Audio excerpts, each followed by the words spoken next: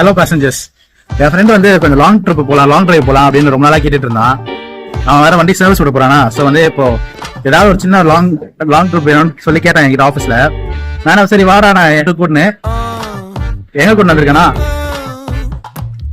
எங்க வந்திருக்கோம்? பாண்டிச்சேரியா? பாண்டிச்சேரி நினைக்கிறேன். பாண்டிச்சேரியா? நம்ம வந்திருக்கிறது பொத்தேரிடா, பொத்தேரி பாண்டிச்சேரியா. லாங் ட்ரிப்பா கேக்குற? லாங் ட்ரிப் வந்தா வரமாட்டேன். டேங்க் ஃபில் பண்ணிருக்கேங்க ஒரு காண்டி. சொல்றது நம்பி டேங்க் ஃபில் பண்ணிருக்கேன்.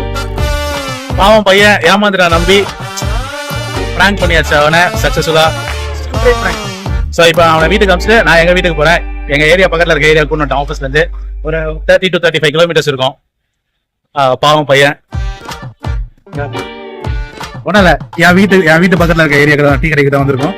எங்க ஆஃபீஸ்ல இருந்து ஒரு 30 கிலோமீட்டர் இருக்கும். 32 கிலோமீட்டர்னு வச்சுக்கோங்களேன்.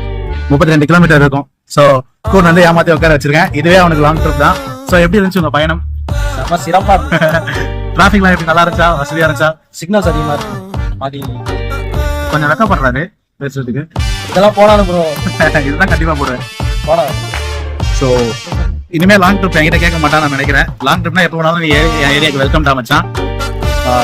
செகண்ட் சர்வீஸ் வந்துருச்சு. நம்ம இன்னும் 8000 கிலோமீட்டர் கூட ஓட்டலையேன்னு சொல்லிட்டு ஒரு லாங் டிரைவ் ட்ரிப்பு போகணும். என் ஃப்ரெண்டுகிட்ட கேட்டாரு. அவர் கொண்டு வந்த இடம் எதோ தெரியுமா? நீங்களே பாருங்க. அதாவது ஸோ பாண்டிச்சேரியில வர வந்து தண்ணி பாண்டிச்சேரியில சரக்கு வாங்கி தரேன்னு சொல்லிட்டு தெருமுனையில பானிபூரி அதுவும் தண்ணி, இதுலயும் தண்ணி. அவ்வளவுதான்.